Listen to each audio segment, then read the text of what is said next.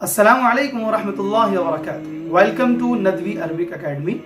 उम्मीद करते हैं कि आप लोग खैरियत से होंगे। आज ज़कात का एक बहुत अहम मसला जिसके ताल्लुक से काफ़ी लोग शक में मुब्तला रहते हैं, हम आपके सामने बयान करेंगे। वो मसला ये है कि ज़कात फ़र्ज होने के लिए माल के ऊपर साल का गुजरना ज़रूरी होता है। ये एक मसला है और लोग दो चीज़ें होती हैं इसमें और दोनों को लोग मिक्स करते हैं। हम दोनों को अलग अलग आपके सामने बयान करेंगे ताकि मसले की वजाहत मुकम्मल तरीके से हो जाए।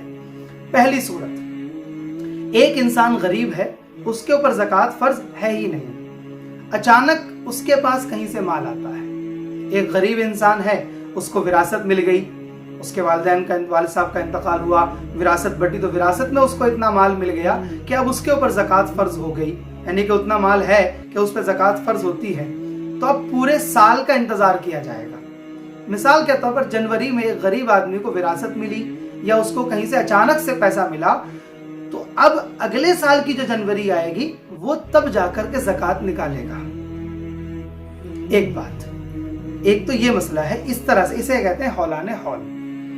लेकिन अगर एक शख्स ज़कात निकालता है हर साल रमज़ान में और वो साल भर में ज़कात निकालता है रमज़ान में, अब अगर रमज़ान से एक महीना पहले उसको कहीं से विरासत मिलती है या उसको कहीं से ज़्यादा पैसे मिलते हैं, तो लोग आमतौर से ये पूछते हैं कि ये जो पैसा है ये तो अभी आया है मेरे पास, मुझे अगले महीने ज़कात निकालनी है। 3 लाख आया, 4 लाख आया, 5 लाख आया, कहीं से प्रॉपर्टी का आया, कुछ भी आया। अब लोग पूछते हैं कि इस माल पे तो ज़कात कैसे फ़र्ज होगी, ये तो हम साल गुजरने के बाद देंगे ना।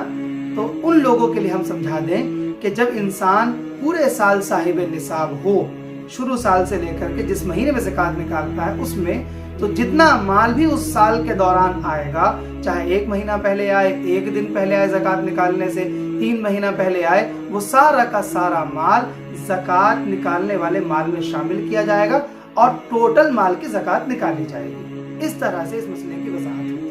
अगर इसके बाद भी अगर आप में से किसी के पास कोई सवाल है ज़कात को लेकर के, तो आप हमारे कमेंट बॉक्स में हमसे सवाल पूछ सकते हैं। इंशाअल्लाह अगली बार में या किसी वक्त आपके सवाल का जवाब दिया जाएगा।